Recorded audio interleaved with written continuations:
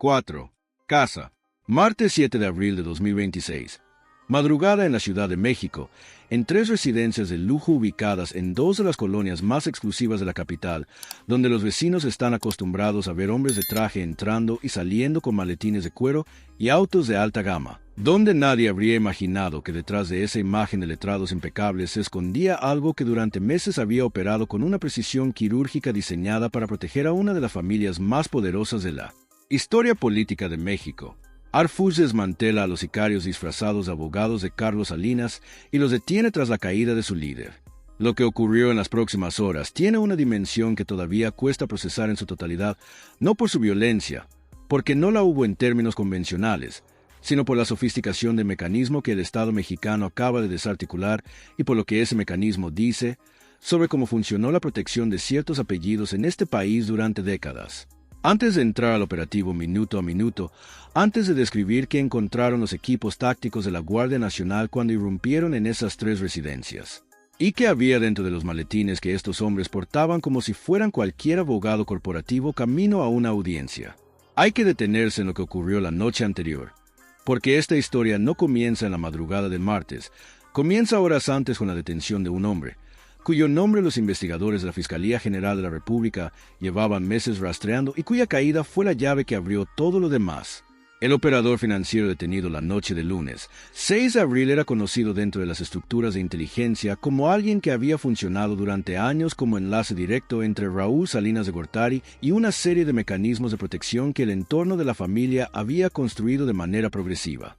A medida que las investigaciones sobre su patrimonio y sus vínculos con el crimen organizado fueron cerrando el cerco. Era un perfil de alta visibilidad pública. Era exactamente el tipo de figura que un sistema diseñado para sobrevivir necesita en sus capas más internas. Alguien que coordina sin aparecer, que administra sin firmar y que conecta sin dejar rastro visible en ningún registro formal. Hasta esta semana, su detención la noche del lunes no fue producto de una casualidad operativa. Fue el resultado de semanas de análisis cruzado de comunicaciones, movimientos financieros y patrones de desplazamiento que los equipos de inteligencia de la Secretaría de Seguridad y Protección Ciudadana habían construido con el nivel de detalle que solo es posible cuando el universo de actores que se está monitoreando ya no tiene la cobertura de una estructura criminal en pie. Con el CJNG en extinción absoluta, después del abatimiento del Mencho y de los decomisos en cadena que desmantelaron sus redes de logística y financiamiento, los nodos de protección que históricamente habían operado bajo su paraguas quedaron expuestos de una manera que nunca antes habían estado. Y entre esos nodos había uno que los analistas describían en sus reportes internos como el más sofisticado en términos de diseño operativo, porque no usaba armas visibles, no usaba rutas de trasiego ni casas de seguridad convencionales, usaba maletines, credenciales y togas. Escribe en los comentarios si alguna vez imaginaste que el brazo armado de una de las familias más poderosas de México podría operar desde un despacho de abogados con alfombra y café de máquina italiana. Porque lo que está por revelarse va a cambiar la forma en que entiendes cómo se protege el poder en este país. El grupo que García Arfush desmanteló en la madrugada del martes, 7 de abril, no era una célula de sicarios en el sentido que esa palabra evoca de manera inmediata. No eran hombres que operaban desde zonas de conflicto armado, ni que respondían a una estructura de plaza con jefes de sector y rutas de distribución. Eran 6 hombres que durante meses se habían movido por las colonias más exclusivas de la Ciudad de México, portando credenciales de bufetes con nombres reconocidos en los círculos del derecho corporativo y fiscal del país, vistiendo trajes de 3 piezas con precios que ningún abogado de primer año podría pagar con su salario, conduciendo vehículos de lujo con placas que los registros vehiculares asociaban a despachos legales con direcciones físicas verificables en papel, aunque no en la realidad de sus operaciones. La fachada estaba construida con una meticulosidad que habla de planificación a largo plazo y de recursos suficientes para sostener una ficción compleja durante el tiempo que fuera necesario. Las credenciales que portaban no eran impresiones caseras ni documentos de baja calidad. Eran réplicas de una exactitud técnica que requiere acceso a información interna de los despachos que supuestamente representaban, lo que indica que en algún punto de la construcción de este esquema hubo alguien con acceso directo a los sistemas de identificación de al menos 2 de los bufetes cuyos nombres aparecen en esas credenciales. Eso es parte de lo que la Fiscalía General de la República está ahora investigando con la evidencia digital incautada durante el operativo. ¿Cuántas veces crees que estos hombres pasaron por un punto de revisión, Mostraron sus credenciales de abogados y siguieron su camino sin que nadie sospechara nada. Escríbelo en los comentarios porque la respuesta dice todo sobre la efectividad de una cobertura bien construida. La función de este grupo dentro del ecosistema de protección de la familia Salinas era lo que los analistas de inteligencia denominan en sus reportes como operación de contención legal activa. Un eufemismo que en la práctica significa tres cosas concretas y que conviene nombrar con precisión porque cada una de ellas tiene implicaciones jurídicas distintas. La primera era la intimidación de testigos. Personas cuya declaración ante instancias judiciales o ante la Fiscalía General de la República representaba una amenaza directa para los intereses de la familia o de sus operadores. La intimidación no siempre tomaba la forma de una amenaza explícita. A veces era una visita de cortesía de un hombre de traje que llegaba a la casa de un testigo con una tarjeta de un despacho y le explicaba con un tono perfectamente calibrado entre lo amable y lo inequívoco que ciertas declaraciones podían tener consecuencias que iban más allá de lo que cualquier fiscal podría garantizarle. La segunda función era la filtración de información judicial. La cobertura como abogados les daba acceso a espacios y conversaciones que normalmente están vedados para cualquier persona sin credencial del foro, tribunales federales, pasillos de juzgados, antesalas de fiscalías. En esos espacios la información sobre el estado de las investigaciones, los nombres de los testigos en proceso de ser entrevistados, las fechas de las diligencias programadas y el contenido de ciertos expedientes viajaba desde adentro del sistema hacia afuera, con una fluidez que habría sido imposible sin esa cobertura específica. No era espionaje de película. Era algo más prosaico y más efectivo, que era la simple presencia constante en los lugares correctos de personas que nadie tenía razón para cuestionar. La tercera función es la que los investigadores procesan con mayor cuidado en términos de construcción de cargos, porque es la que tiene las consecuencias penales más graves. En casos que la Fiscalía General de la República cataloga como extremos dentro del expediente abierto esta madrugada, el grupo tenía instrucciones para eliminar amenazas físicas cuando los mecanismos de intimidación y filtración no eran suficientes para contenerlas. La evidencia digital encontrada en los dispositivos incautados esta madrugada incluye comunicaciones que los peritos de la Fiscalía General de la República describen en campo como órdenes de neutralización referidas a personas específicas cuyos nombres aparecen también en la lista negra de la que hablaremos en detalle más adelante. Esa lista es uno de los elementos más significativos del operativo y su existencia transforma la naturaleza jurídica de este grupo de algo que podría haberse leído como una operación de inteligencia privada, algo que la ley mexicana tipifica con toda claridad como delincuencia organizada con fines de eliminación de amenazas al grupo criminal. Suscríbete si te gusta el video porque lo que viene a continuación es el relato minuto a minuto de cómo García Harfuch ejecutó el cerco más sofisticado de esta ofensiva y lo que encontró cuando los equipos tácticos abrieron esas puertas en la madrugada del martes. Cuando la detención del operador financiero se confirma en las últimas horas del lunes, 6 de abril, García Harfuch activa de manera inmediata el protocolo que los equipos de inteligencia habían preparado durante semanas como la segunda fase del operativo. La lógica detrás de esa activación inmediata no es impulsiva. Es la misma lógica que ha caracterizado cada movimiento de esta ofensiva desde el principio. Cuando cae el nodo central de una red, las horas siguientes son el momento de máxima vulnerabilidad de los nodos periféricos, porque quienes dependen de ese centro para coordinar sus movimientos quedan sin instrucciones claras y sin la cobertura que el operador principal les proporcionaba. Actuar en ese intervalo específico no es una ventaja táctica menor. Es la diferencia entre desmantelar una red completa y capturar solo su cabeza visible mientras el resto se dispersa. Los equipos tácticos de la Guardia Nacional y las fuerzas especiales que participan en el operativo llevan semanas con los objetivos identificados. Saben en cuáles residencias alojan los 6 hombres. Conocen sus patrones de movimiento, los horarios en que normalmente salen y regresan, los vehículos que utilizan y los accesos de cada inmueble. Esa información fue construida mediante vigilancia de campo y análisis de comunicaciones durante las semanas previas y está completamente incorporada en la planeación del operativo que esta madrugada se ejecuta. Los 3 inmuebles están ubicados en Polanco y en Lomas de Chapultepec, 2 en la primera colonia y 1 en la segunda, 3 puntos en el mapa de una ciudad que nunca duerme del todo, pero que en los primeros minutos del martes tiene la quietud suficiente para que un operativo de esta naturaleza pueda ejecutarse con el nivel de control que requiere. El posicionamiento de los equipos comienza antes de las 3 de la mañana.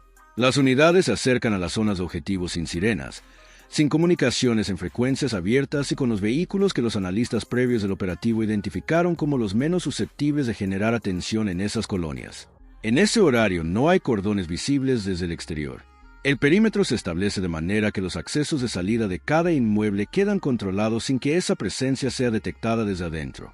Ese detalle es importante porque si alguno de los 6 hombres hubiera recibido algún tipo de alerta y hubiera intentado abandonar el inmueble antes de que el equipo ingresara, habría encontrado el cerco antes de llegar a cualquier arteria principal. La entrada a los 3 inmuebles se realiza de manera simultánea. Esa simultaneidad no es un detalle estético del operativo, es una necesidad táctica fundamental, porque si las 3 entradas se produjeran de manera secuencial, los primeros en ser detenidos podrían comunicarse con quienes están en los inmuebles siguientes. Y el elemento sorpresa, que es la ventaja principal de un operativo nocturno de este tipo, desaparecería en segundos. La coordinación entre los 3 equipos que ejecutan las entradas simultáneas requiere una sincronización que solo es posible cuando el nivel de reparación es el que este operativo demostró tener. Cuando los equipos ingresan a las 3 residencias en el mismo intervalo de tiempo, lo que encuentran en el interior es algo que incluso los investigadores con mayor experiencia en operativos de esta naturaleza describen como inesperado en su forma. Aunque no en su fondo, los 6 hombres están despiertos. No fue una detención de personas en cama que despiertan desorientadas, fue la detención de personas que estaban en actividad en plena madrugada, lo que confirma algo que los analistas ya habían identificado en los patrones de comunicación interceptados durante las semanas previas. Después de la caída de su líder la noche anterior, este grupo no se dispersó ni intentó huir. Se reunió a gestionar una crisis, lo que en términos de inteligencia sobre su comportamiento, dice más sobre su nivel de organización que cualquier otro dato del operativo.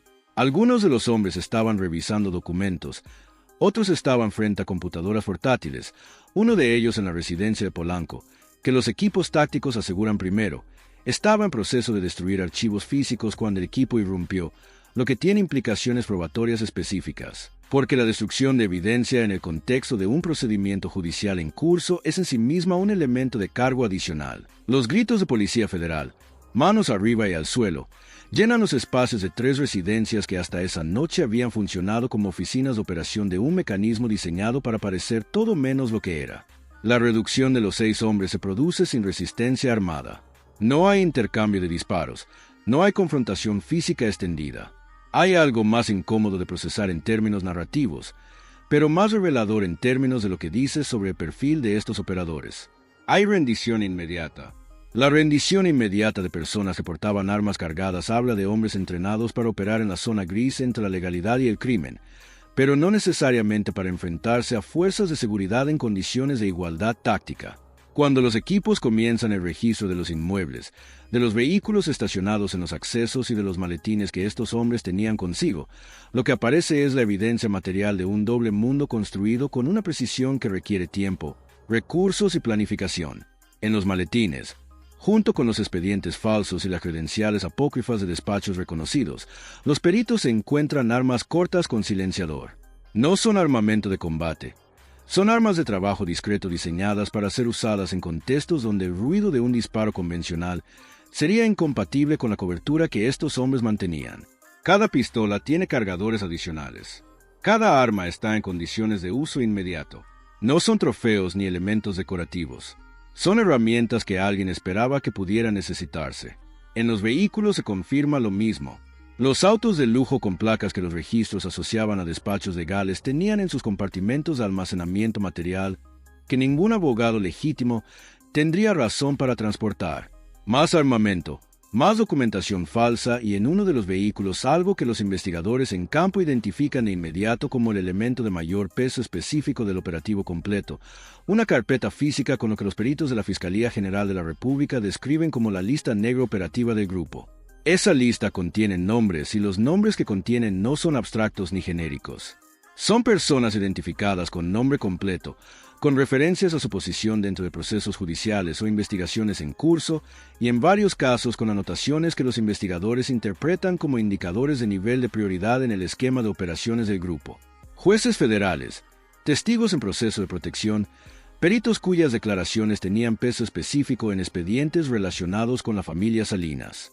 Y en algunos casos, personas cuyos nombres los investigadores de la Fiscalía General de la República reconocen inmediatamente porque aparecen en los expedientes abiertos a raíz del hallazgo del archivo de Cardenal Rivera apenas 3 días antes, el sábado 4 de abril.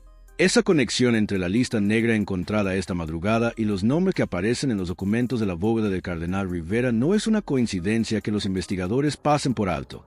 Es una convergencia que fortalece la hipótesis que ha guiado esta ofensiva desde el principio, que es la de que las diferentes capas de protección del sistema de poder que gobernó México durante décadas no operaban de manera aislada, sino como partes de un mismo mecanismo con funciones diferenciadas, pero coordinadas. El archivo del cardenal Rivera documentaba el pasado. El grupo desmantelado esta madrugada gestionaba el presente de ese mismo sistema en su fase terminal y la lista negra era el puente operativo entre ambas realidades. Piénsalo un momento. Una lista con nombres de jueces y testigos encontrada en el maletín de un hombre vestido con traje de 3 piezas y credencial de abogado detenido en una residencia de Polanco a las 3 de la madrugada. Escribe en los comentarios qué palabra describe mejor eso, porque los investigadores de la Fiscalía tienen una respuesta muy clara y legal para esa pregunta, pero nos gustaría saber la tuya. La evidencia digital incautada durante el operativo es el componente que los analistas de la Fiscalía General de la República procesan con mayor urgencia en las horas posteriores al cateo. Los dispositivos encontrados, que incluyen computadoras portátiles, teléfonos de alta gama y discos de almacenamiento externo, contienen un volumen de información que los peritos en campo estiman suficiente para alimentar múltiples carpetas de investigación durante meses. Las comunicaciones interceptadas y ahora confirmadas con los dispositivos físicos muestran una estructura de coordinación que utilizaba canales cifrados con protocolos de seguridad que los especialistas en ciberinteligencia de la Fiscalía General de la República identifican como los mismos que en los últimos años han sido asociados con operaciones de protección de activos de alto perfil en América Latina. No era un grupo de personas que se comunicaba por mensajes de texto convencionales. Tenía una infraestructura de comunicación diseñada específicamente para resistir la interceptación ordinaria, lo que nuevamente habla del nivel de recursos y planificación que estuvo detrás de la construcción de este esquema. El hecho de que a pesar de esa infraestructura, los equipos de inteligencia de la Secretaría de Seguridad y Protección Ciudadana lograran reconstruir sus patrones de movimiento y comunicación con suficiente precisión como para ejecutar el operativo de esta madrugada, indica que el trabajo de inteligencia previo fue de una profundidad que no tiene precedente en operaciones similares en la historia reciente del Estado mexicano. Entre la evidencia digital también se confirman las comunicaciones directas con operadores del entorno de la familia Salinas. No son referencias indirectas ni inferencias que los analistas construyen a partir de patrones. Son comunicaciones con identificación de los interlocutores que los investigadores pueden cruzar con expedientes ya abiertos y con los nombres que aparecen en la documentación histórica del archivo del cardenal Rivera. El círculo que esta ofensiva ha venido cerrando durante semanas se estrecha a un nivel más con cada dispositivo que los peritos abren en las instalaciones federales donde material está siendo procesado. El decomiso total del operativo del martes, 7 de abril, incluye las 6 armas cortas con silenciador y sus respectivos cargadores adicionales. Más de 20 millones de pesos en efectivo distribuidos entre los 3 inmuebles y los vehículos. Joyas de alto valor cuyo origen los investigadores están trazando a través del análisis de los dispositivos incautados, la documentación falsa completa que constituía la cobertura legal del grupo, incluyendo credenciales, tarjetas de presentación, membrete de despachos y expedientes fabricados y el conjunto de dispositivos digitales con la evidencia de comunicaciones que los peritos están procesando de manera prioritaria. Los 6 hombres detenidos son trasladados en las primeras horas de la mañana a instalaciones federales de máxima seguridad. El traslado se realiza con el mismo nivel de discreción que caracterizó el posicionamiento de los equipos la noche anterior, porque la Fiscalía General de la República es consciente de que la lista negra encontrada en los maletines demuestra que este grupo tenía identificadas las ubicaciones y los nombres de personas que aún están en proceso de colaborar con las investigaciones. Eso convierte cada movimiento posterior al operativo en un elemento de la misma lógica de protección que ha guiado cada decisión de esta ofensiva. Los cargos con los que los 6 hombres son ingresados al sistema de justicia federal incluyen delincuencia organizada, portación ilegal de armas de fuego con características reservadas para el uso exclusivo del ejército mexicano, simulación de profesión, asociación delictuosa y lo que los investigadores describen como preparación de actos en contra de la Administración de Justicia, en los casos relacionados con las comunicaciones que hacen referencia a personas de la lista negra vinculadas a procesos judiciales activos. Cada uno de esos cargos tiene un peso específico que va a determinar el tipo de procedimiento que la Fiscalía General de la República pueda construir con la evidencia disponible.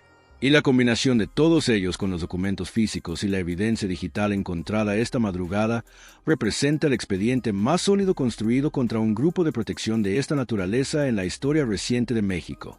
¿Crees que alguien en el entorno de la familia Salinas no sabía exactamente qué hacía este grupo?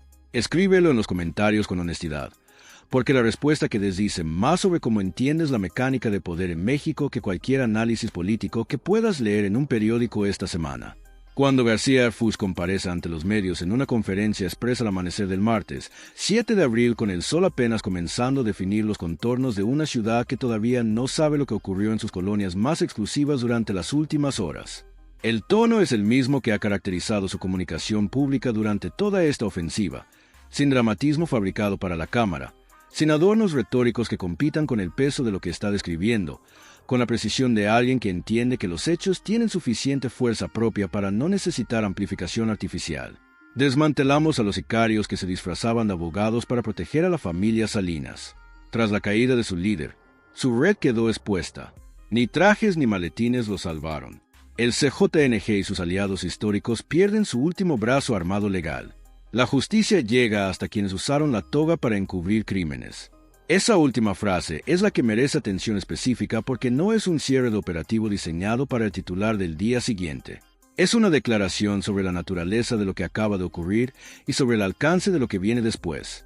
Cuando dice quienes usaron la toga para encubrir crímenes, no está hablando solo de los 6 hombres detenidos esta madrugada. Está nombrando un mecanismo que utilizó la apariencia de la legalidad como su herramienta principal de operación durante un periodo que los documentos incautados aún están siendo analizados para determinar con precisión. Y ese mecanismo no existió en el vacío. Fue diseñado, financiado y administrado por alguien que tenía los recursos para construirlo y los incentivos para mantenerlo. El contexto en el que este operativo ocurre no puede entenderse de manera aislada, sin conectarlo con la secuencia que lo precede. El abatimiento del Mencho y la extinción absoluta del CJNG como estructura operativa, los decomisos que desmantelaron sus redes de financiamiento y logística, la apertura de las bóvedas de Durazo en la Sierra de Jalisco, el rancho secreto de Raúl Salinas en Guerrero con 500 millones de pesos enterrados y documentos que extendieron la línea temporal al periodo salinista. El archivo del cardenal Rivera, descubierto apenas 3 días antes con 8.000 a 12.000 páginas de documentación original, sobre 4 décadas de confluencia entre poder político, poder eclesiástico y poder criminal, y ahora el desmantelamiento del brazo armado legal de la familia Salinas en la madrugada del martes. Cada elemento de esta secuencia fue necesario para que el siguiente fuera posible, porque el desmantelamiento de cada capa de protección expuso la existente debajo. Cada capa expuesta fue la que permitió identificar a los actores de la siguiente con la precisión suficiente para actuar sobre ellos. El grupo de los 6 hombres detenidos esta madrugada no habría podido ser identificado y rastreado con el nivel de detalle que el operativo demostró si las capas anteriores de protección todavía estuvieran en pie.